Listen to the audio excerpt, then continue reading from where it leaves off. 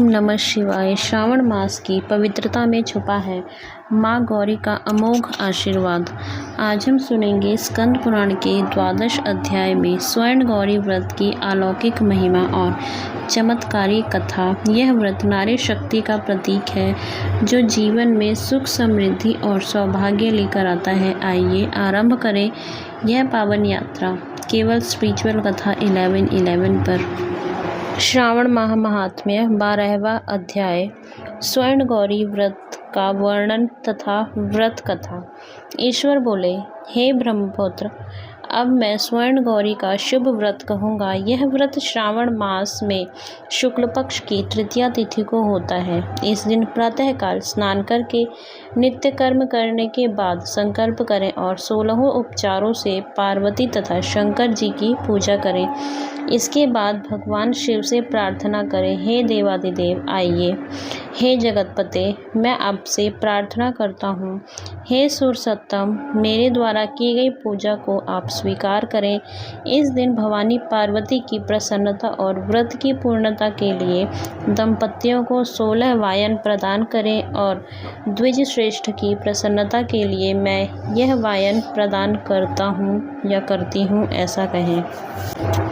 चावल के चूर्ण के 16 पकवानों से 16 बांस की टोकरियों को भरकर तथा उन्हें वस्त्र आदि से युक्त करें और पुनः 16 द्विज दंपतियों को बुलाकर इस प्रकार कहते हुए प्रदान करें, व्रत की संपूर्णता के लिए मैं ब्राह्मणों को यह प्रदान कर रहा हूँ। मेरे कार्य की समृद्धि के लिए सुंदर अलंकारों से विभूषित तथा पतिव्रत्य से सुशोभित ये शोभामयी सुहागिन स्त्रियां इन्हें ग्रहण करें। इस प्रकार 16 वर्ष अथवा 8 वर्ष या 4 वर्ष या 1 वर्ष तक इस व्रत को करके शीघ्र ही इसका उद्यापन कर देना चाहिए। पूजा के अनंतर कथा का श्रवण करके वाचक की विधिवत पूजा करनी चाहिए। सनत कुमार बोले, हे प्रभु, इस व्रत को सर्वप्रथम किसने किया, इसका महात्म्य कैसा है और इसका उद्यापन किस प्रकार करना चाहिए, वह सब आप मुझे बताइए। ईश्वर बोले, हे महाभाग, आपने उत्तम बात पूछी है।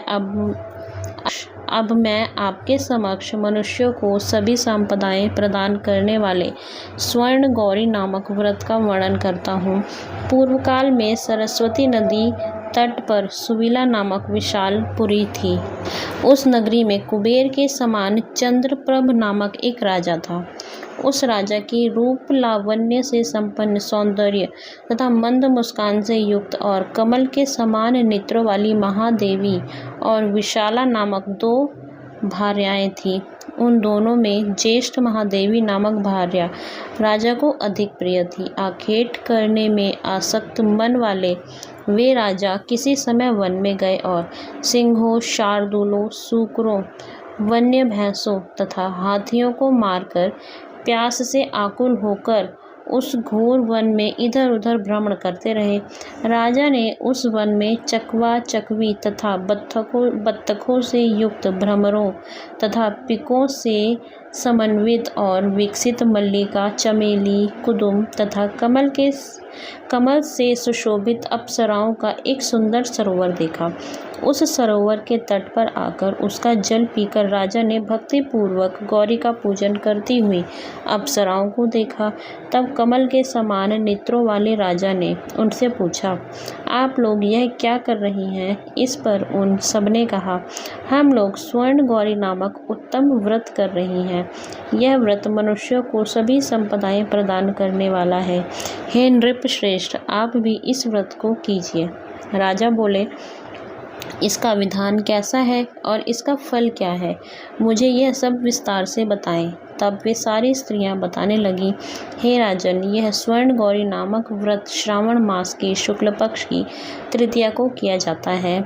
इस व्रत में भक्ति पूर्वक अत्यंत प्रसन्नता के साथ पार्वती तथा शिव की पूजा करनी चाहिए। पुरुष को 16 तारों वाला एक डोरा दाहिने हाथ में बांधना चाहिए। स्त्रियों के लिए बाएं हाथ में या गले में इस डोरे को बांधना चाहिए।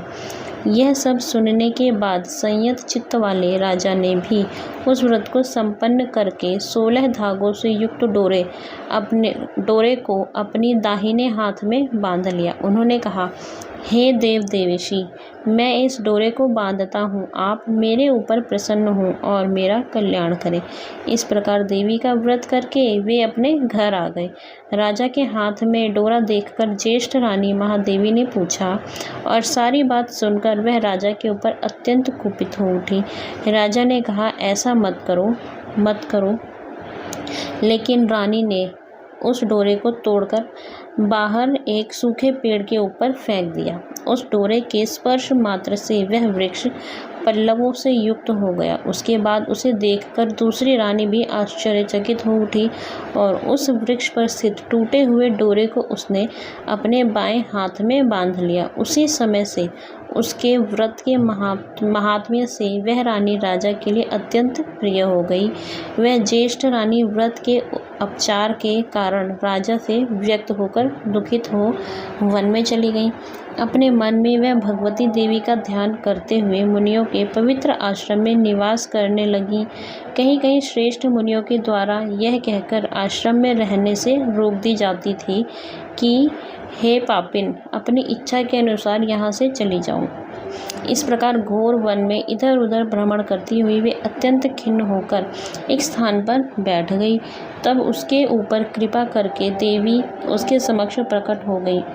उन्हें देखकर वह रानी भूमि पर दंडवत प्रणाम करके उनकी स्तुति करने लगी। हे देवी, आपकी जय हो, आपको नमस्कार है। हे भक्तों को वर देने वाली, आपकी जय हो। शंकर के वाम भाग में विराजने वाली, आपकी जय हो। हे मंगल मंगले, आपकी जय हो।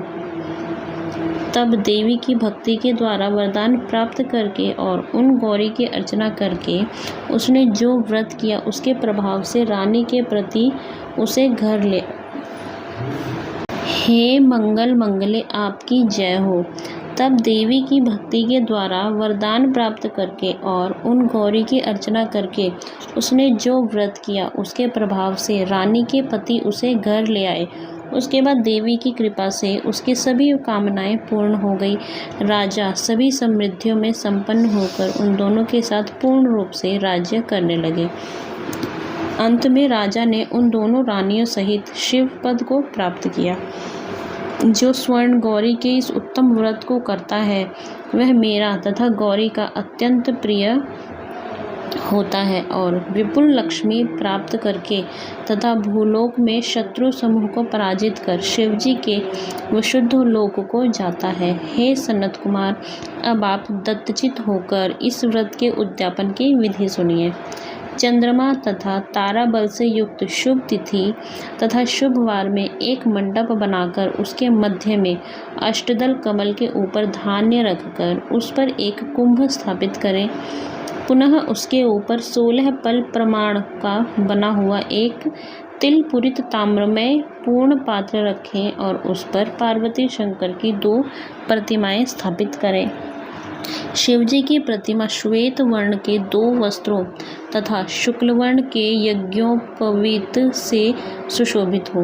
उसके बाद वेदोक्त मंत्रों से विधि पूर्वक उसकी प्रतिष्ठा करें और भली भांति पूजा करके रात्रि में जागरण करें। इसके अनंतर प्रातः काल पूजा करने के बाद हवन करें। सर्वप्रथम ग्रह होम करके प्रधान होम करें।